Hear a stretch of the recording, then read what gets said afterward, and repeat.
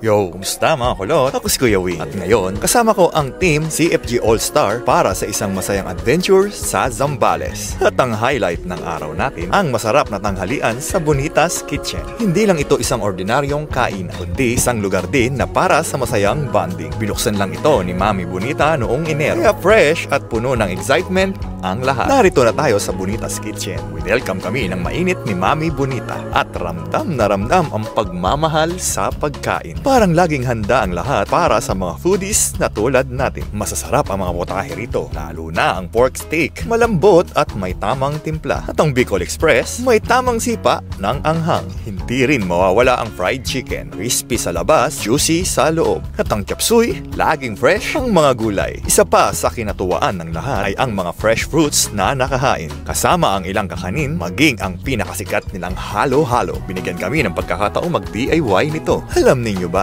kung ano ang naging star ng kainan? Ang kanilang masarap na banana split. Kasama ko ang buong team CFG All-Star. Nandyan si CFG Motovlog, Kuya Melo, Jason Motovlog, Papi Tex, Irwin's Vlog, Motopotpot at si Carb Motovlog, Reg Motovlog, The Great Escape, Chad Motobomba, ako si Cool, Pusong Gala at Chelsea Julia Vlogs. Parang walang diet, hindi nahihiyang mag-extra rice. At ang energy nila, parang hindi sila napapagod sa pagbo-vlog. Pagkatapos ng kainan, nagpahinga muna kami sandali, saka dumiretso sa White Sand Beach Resort. Ang ganda ng view at ang mainit na pagtanggap ng staff. Parang bahay lang. Mula sa pool hanggang sa beach. Ang sarap mag-relax dito. Kalmado at tahimik ang paligid. Pero pinuno namin ng tawanan at kulitan. Ang iba nag-enjoy sa pool, habang ang iba naman ay naglalakad-lakad sa baybay. Hindi mawawala ang adventure sa ganitong trip. Nag-ATV ride kami at ang saya-saya. Parang hindi kami magsasawa sa pag-off-road. May mga mabatong bahagi ng buhangin, pero ang thrill, sobrang worth it. Kitang-kita kung paano nag-enjoy ang lahat. Mula sa paglalaro ng tubig sa pool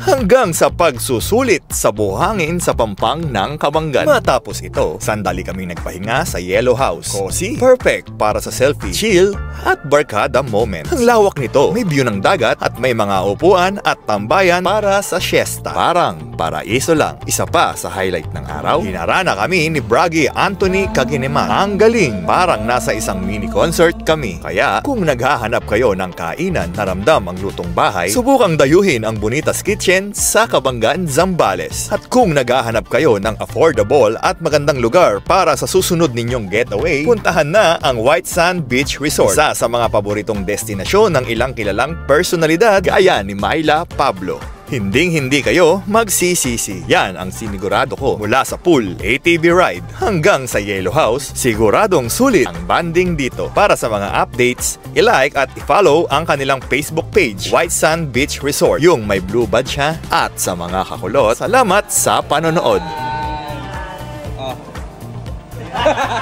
Win out.